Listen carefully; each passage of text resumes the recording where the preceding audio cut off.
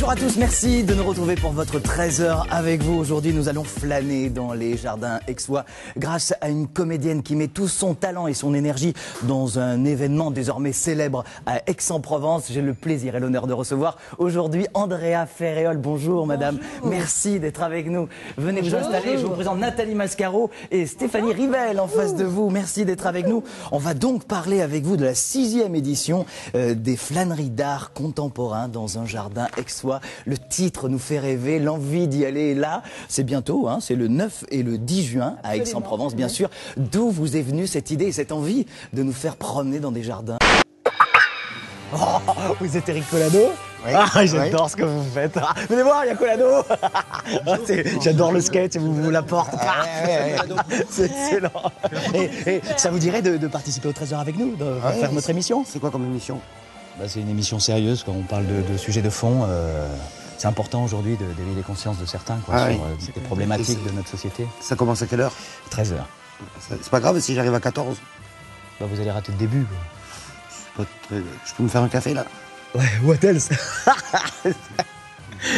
C'était la dose sauvez-nous. Bon retrouvez-nous à partir de lundi à 13h pour votre 13h avec vous. Je recevrai Eric Collado et plein d'autres invités. On va rigoler. Vous êtes mis au flamenco maintenant, Jeff. Vous êtes sur mon pied. Oh, pardon. Oui, ça fait mal ça. Bien, Henrik.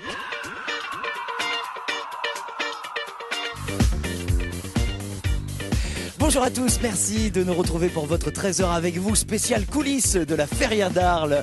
Nous sommes aujourd'hui au cœur des arènes de Gimmo, mais nous n'allons pourtant pas du tout parler de corrida. Non, nous allons parler de celle qui crée toute l'ambiance, toute la dynamique, toute l'énergie de la Feria. C'est de la musique, bien sûr. Et pour nous en parler, je vous remercie d'être avec nous. Marie-Josée, juste avant, je vous serre la main pour vous dire bonjour, très gentiment. Je vais m'installer. Je vous présente Frédéric Soulier, que vous connaissez sûrement. Oui, bien sûr. Marie-Josée, merci d'être avec nous. Vous êtes la directrice du festival Les Suds à Arles qui se déroule tous les étés à Arles, c'est ça? Absolument. Oui, et on avait envie de parler de la musique parce que évidemment que ce soit la feria, que ce soit l'été, lors de ce festival, la musique elle est au cœur de la vie des Arlésiens et de cette région.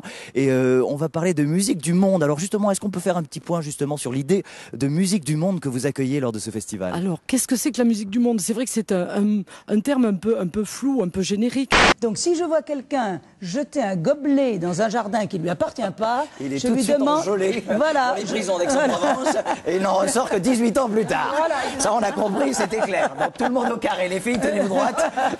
Andrea Ferréol est dans la place. Voilà, non, il faut respecter les lieux dans lesquels... C'est très important, voilà. c'est très important parce qu'un jardin c'est aussi une histoire comme une œuvre justement. Absolument. Que les artistes vous proposent. Alors justement ces artistes, comment allez-vous les trouver, les débusquer?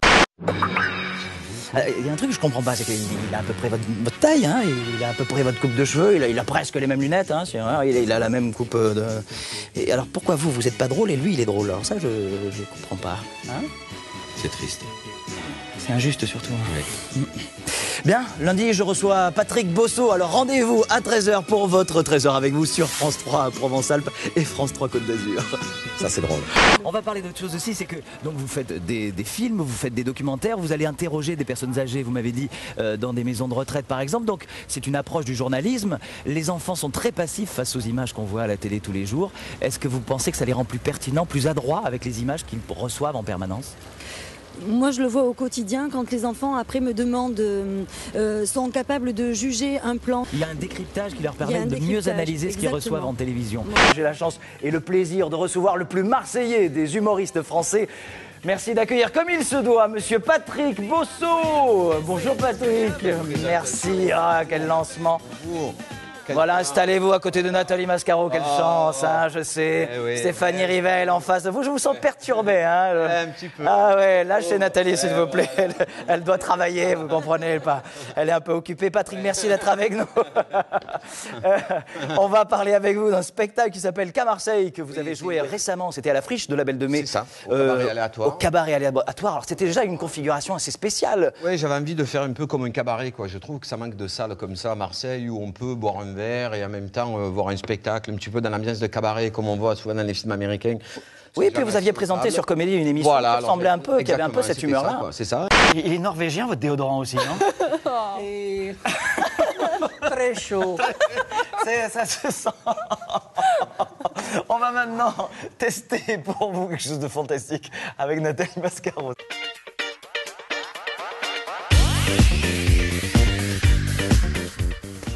Nathalie, mais que vous êtes mignonne comme ça.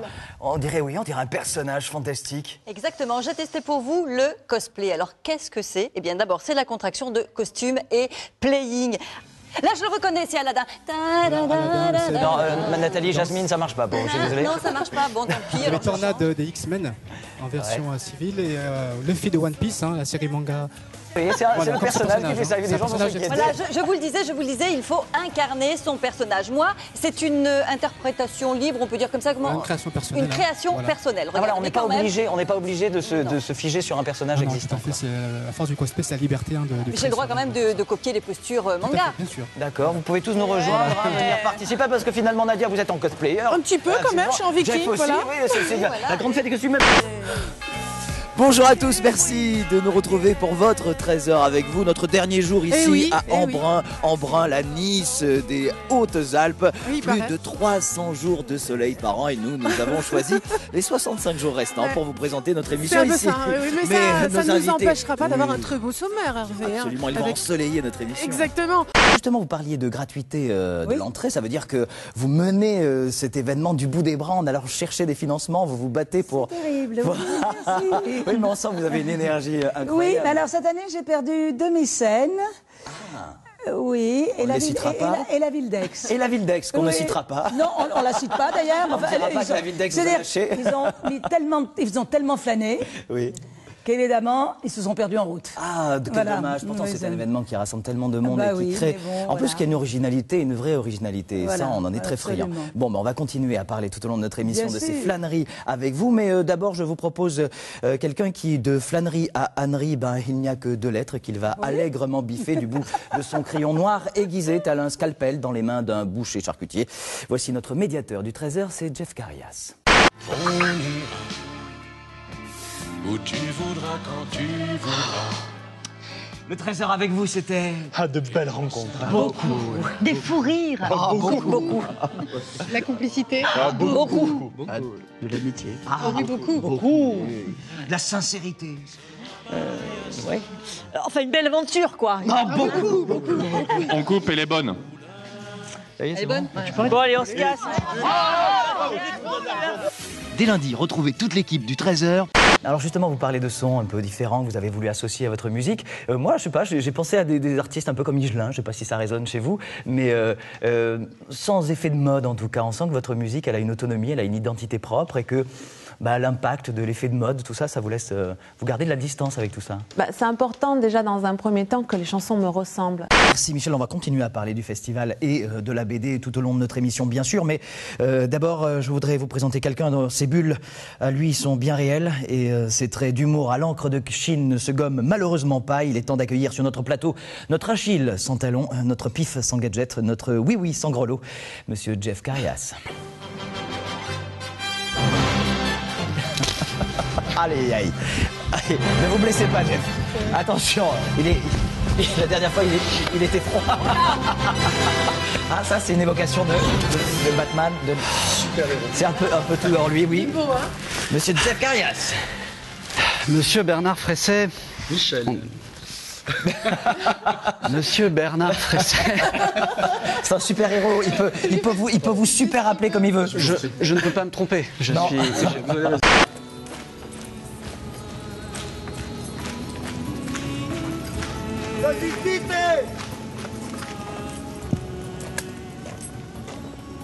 Ah oui, Cléonadia, reine du Trésor, impératrice de Provence-Alpes et de Côte d'Azur. Accepte, en guise de respect, ce modeste cadeau. Ce Micrus et Niserus qui permettra de faire entendre ta voix dans tout ton empire. C'est nul comme cadeau. Quand le château Lion. On n'avait pas dit les lions, on a dit que je devenais général, c'est pas pareil. Légionnaire. Non. Ah non, pas les lions. Nadia, je joue plus avec vous, hein. Mais ne l'écoutez pas, c'est une crâneuse. Nadia, je joue plus avec vous, c'est fini. Dès lundi, on se retrouve pour un 13h avec vous, spécial Istres et Salon de Provence. Nous recevrons des invités pleins de talent et vous retrouverez toutes les bonnes idées de notre équipe de chroniqueurs du 13h. Ah oui, justement, ça vous ennuie de vous décaler parce qu'on ne me voit pas là. Ah bon? Bah ouais, je suis... Oh, pardon, désolé.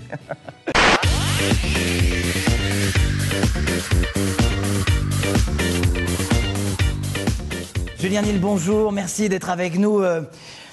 Vous nous avez proposé ce coup de pouce, Michel. Pourquoi? Parce qu'il n'en a pas vraiment besoin, en fait. C'est ce que j'allais dire. Oui. C'est Julien qui nous fait un joli coup de pouce d'être avec nous, d'être parmi nous sur notre plateau. Merci. Il va participer, Julien Nil, au festival de BD avec sa BD, Lou, que tous les jeunes connaissent aujourd'hui. Inutile de le présenter pour les jeunes, pour les moins jeunes, peut-être pas. Alors on va parler de cette BD, de cette aventure. D'abord, avant justement, comment on tombe dans la BD, votre histoire, elle est assez étonnante. Pour arriver au dessin, d'où ça vient?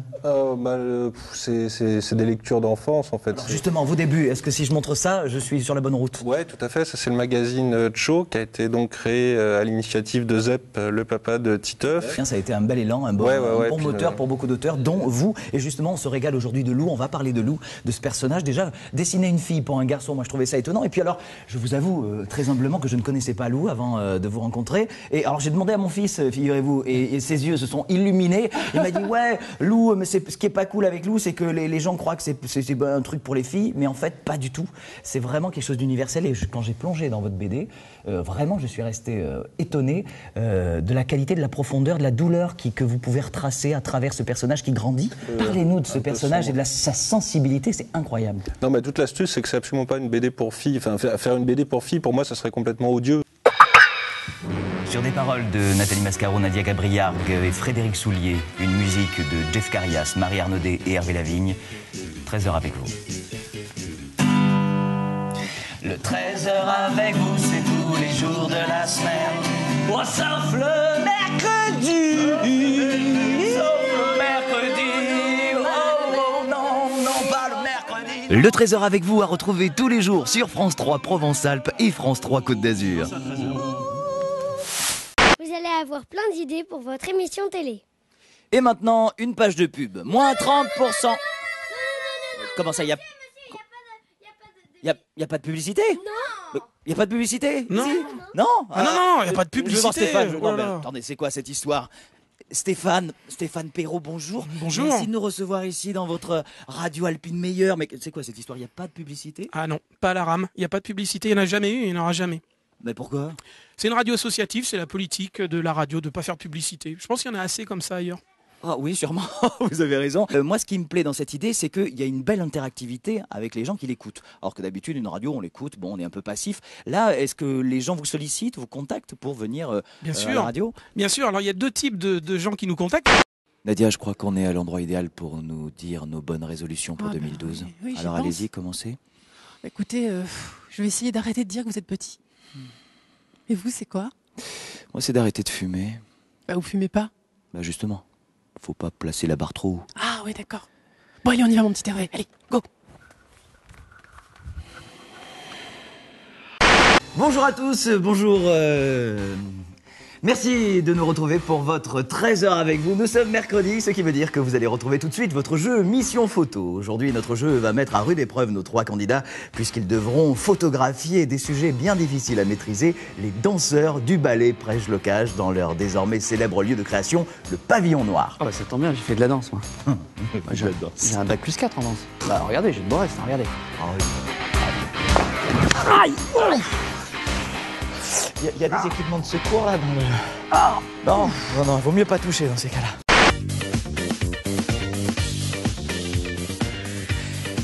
Bonjour à tous et merci d'être avec nous pour le dernier 13h, 13h avec vous, et oui, qui va nous dire au revoir et partir pour de très grandes vacances. Alors, on a décidé de vous concocter un petit 13h, plein de bons plans, de bonnes surprises et plein d'émotions aussi pour moi et toute l'équipe qui travaille depuis de longs mois sur ce programme. S'il y avait une conclusion à donner à cette émission, il faudrait sûrement commencer par dire que grâce à elle, nous avons pu vérifier que notre région est vraiment formidable, autant par les décors que par les gens qui y vivent, et que nous avons eu la chance de rencontrer rencontrer tout au long de nos émissions. Pour le prouver une dernière fois, j'ai le plaisir de recevoir Philippe Schmitt, qui est le rédacteur en chef du magazine En Balade. Venez, suivez-moi, un bimensuel édité par la Provence que nous présentons régulièrement dans notre émission et qui révèle au fil de ses pages les bons plans découvertes pour toute la famille. Philippe Schmitt, bonjour, merci d'être avec nous.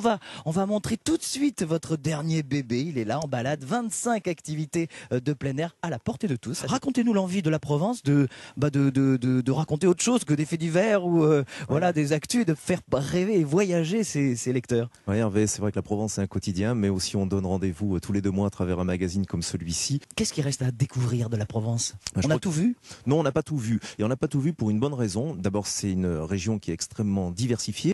Et on y sera les 14 et 15 avril à Aix-en-Provence pour le carnaval. Merci à tous de nous avoir suivis. Demain, le Trésor avec vous fait son break. Évidemment, c'est mercredi. On se retrouve bien sûr jeudi, toujours à Aix-en-Provence pour nous parler de la ville de Cézanne. J'aurai la chance de recevoir une actrice qui aurait pu être peintre. Absolument. Qui c'est? Andrea Ferréol, bien sûr. Alors à jeudi 13h. Merci. Bye bye.